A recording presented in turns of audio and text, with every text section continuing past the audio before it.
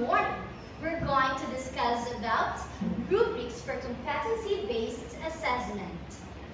Education today is no longer just about memorizing facts or passing exams. It's about making sure learners can use what they know in real-life situations. This is where competency-based assessment comes in. Instead of focusing only on seat time or coverage of lessons, it looks at what students can actually do with their knowledge and skills.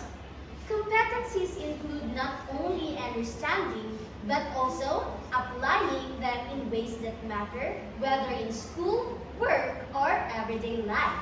To measure these competencies fairly, teachers often turn to rubrics. So now, what is a rubric? Please read, everyone. Thank you.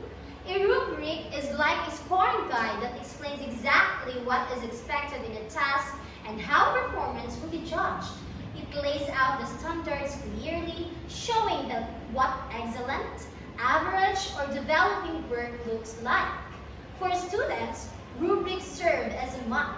They know where they are and what they need to do reach to the next level.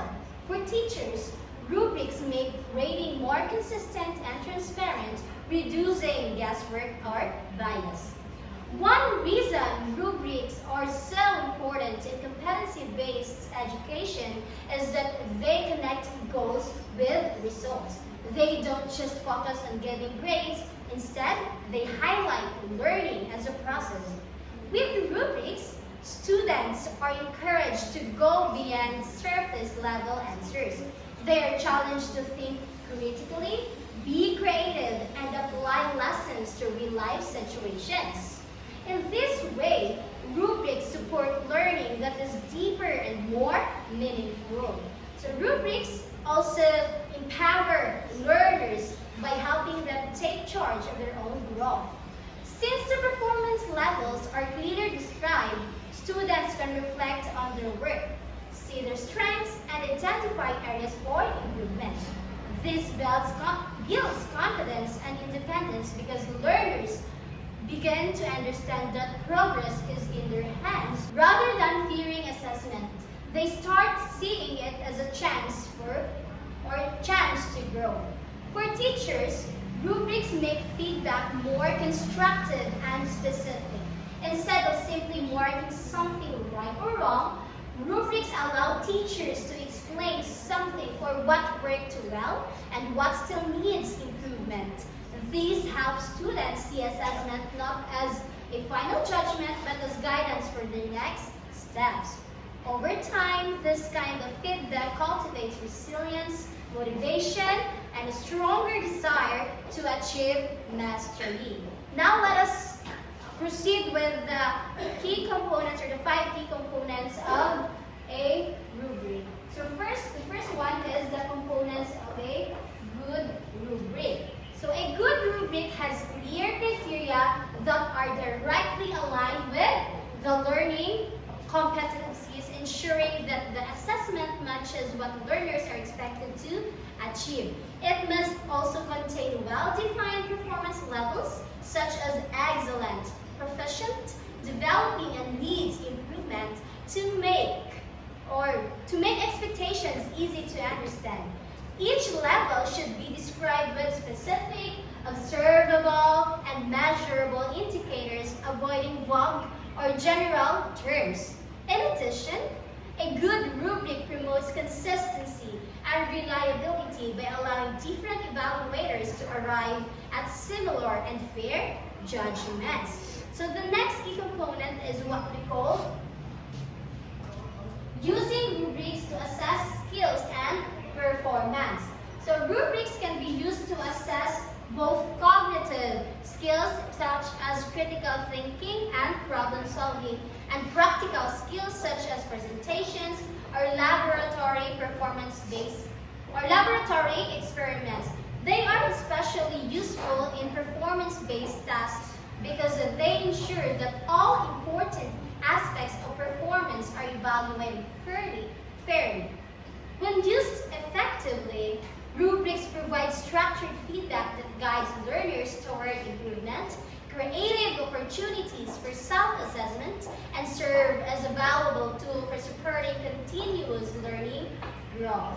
So the next one is what we call creating holistic versus analytic rubrics. So as you can see here, the two pictures show the difference between the two kinds of rubrics. So as you can see, holistic rubrics provide a single overall score based on general performance, making them ideal for quick assessments or when the goal is to capture an overall impression. In contrast, analytic rubrics here in the right side, it breaks down performance into multiple criteria, with each criterion given its own score. This makes them more suitable when detailed and specific feedback is required. For example, in a presentation task, a holistic rubric might assign one overall score for the quality of the presentation, while an analytic rubric might give separate scores for content, delivery, organization, and creativity.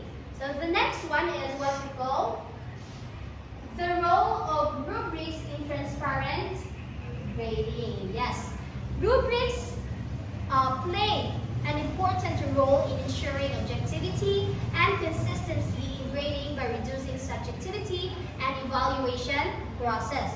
They help students clearly understand the expectations before they begin a task, which allows them to prepare more effectively.